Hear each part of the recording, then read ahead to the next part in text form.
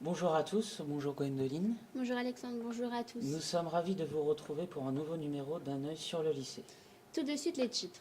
Des nouveautés au CDI. Les premières scènes reviennent sur l'aventure du tournage de Diproie. Enfin, nous retrouverons Adil pour nous parler des Olympiades. Découvrons tout de suite les nouveautés que Madame Clergue a reçues au CDI.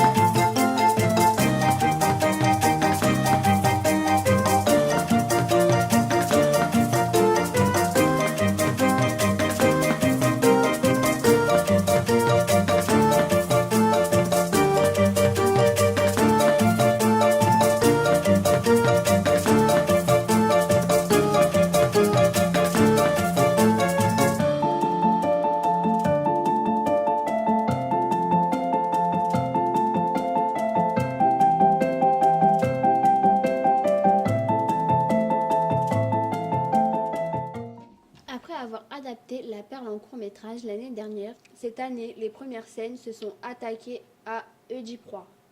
Ils reviennent sur cette aventure tout de suite, un reportage en images.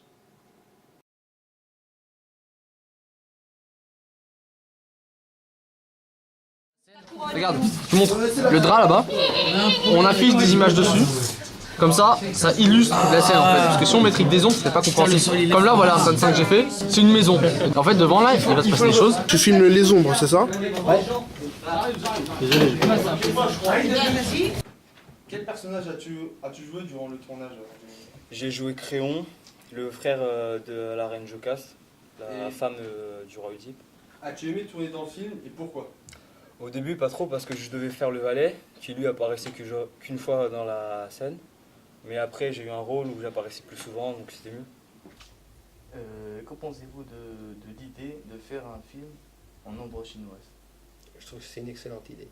Je trouve que c'est une excellente idée parce que ça a un côté, ça permet plein de choses, c'est un côté très créatif. Vos branches, là, quand vous faisiez les scènes où le bébé était accroché à l'arbre, voilà, pas forcément réalisable en extérieur, là vous aviez une seule pièce sur laquelle vous pouviez tout tourner, et je trouve ça très, très ingénieux, très créatif. Un peu plus haut, plutôt. Voilà, tiens, vraiment sur le blanc, quoi. Voilà. Et pensez-vous que ce type de travail puisse être positif pour une classe? Oui, parce que ça vous montre comment on peut travailler autrement. Je pense que si on vous avait proposé de travailler sur Diproie en classe de français, sans ce support cinématographique, je ne sais pas si vous seriez parti aussi facilement sur ce film-là, sur cette œuvre-là. Suite à la réalisation de 2 courts-métrages, nous avons organisé un référendum afin de récolter les avis des élèves. 2 questions étaient posées. Faire des films vous a-t-il plu? Et avez-vous appris des choses en faisant ces films? Après dépouillement, à la première question, 21 élèves sur 22 ont répondu oui. Il y a eu un vote blanc, soit 95,45% de oui. À la deuxième question, avez-vous appris des choses en faisant ce film? Nous avons représenté les résultats du sondage en un camembert.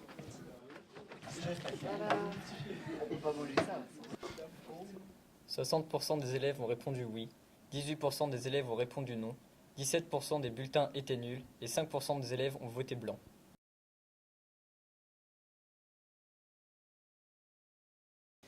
Le 21 mai, nous avons couvert les Olympiades 2014.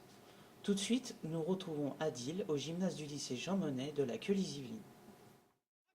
Bonjour à tous, bonjour l'équipe, bonjour Gwendoline, bonjour Alexandre. Je me trouve en duplex de la Télésévine au lycée Jean Monnet où se trouve actuellement la belle journée avec un peu de pluie, avec un peu de pluie de cette journée olympienne. Donc vous avez 5 sports différents, vous avez le football, le basketball, oui très bien, le badminton et tir à la corde et course de relais. Et pour cela, je vais vous faire un petit tour, regardez ces images signées de Karim Bagnaia et Daniel Kadjouti et d'Alessandre. On a eu une défaite et puis après 2 victoires, donc après ça continue, on essaie de gagner. À la fin du match, je me suis blessé, mais pourtant on a finalisé par une victoire. Ça se passe bien, les équipes jouent très très bien, ils sont très forts et voilà, on fait ce qu'on peut. On est 4 dans une équipe, on joue 2 par 2, donc il y a notre équipe qui a joué un match, nous, mon équipe a perdu malheureusement. Vous étiez dans la même équipe? Non, moi je fais basket et badminton. Et basket, alors comment ça se passe? Ça glisse, mais ça se passe bien, ça va. Ouais, ça se passe bien, on gagne tous nos matchs, c'est parfait. Hein. Vous avez gagné combien de matchs? 3. On est en finale. Et ça joue.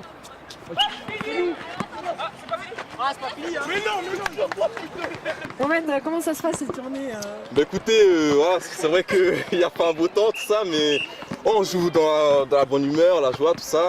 Et ouais, pour l'instant, ça se passe bien. Pour l'instant, mon équipe a fait un match et on a eu une victoire, 10-3 je crois.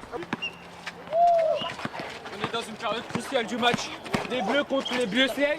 C'est la mi-temps, donc on se prépare pour la finale. Mettez-moi l'arbitre. On est dans une période cruciale du match.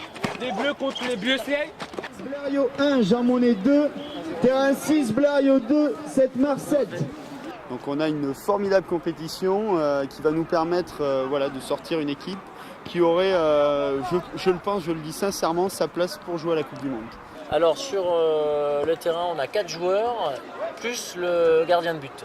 On a le droit également à 5 remplaçants. En futsal, on joue 2 périodes de 10 minutes.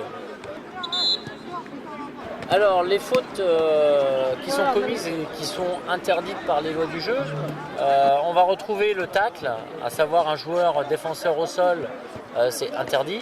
Sinon c'est 2 minutes d'exclusion temporaire. Monsieur l'arbitre, Monsieur Colfo est en train de livrer un récital. La gestuelle, le placement, tout y est. Et la justesse des décisions.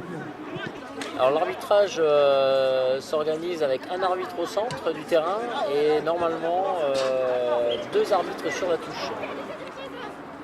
Et nous, bien entendu, on se retrouve les mois prochains pour des nouvelles chroniques sportives. Tant qu'à moi, je vous dis merci de nous avoir suivis. Je remercie le staff technique, Alexandre, Gwendoline, Karim et notre cher invité Fluty. Et on va se quitter sur ce plan du stade Jean Monnet où il y a les matchs qui commencent à peine. Match de foot. Merci beaucoup et au mois prochain.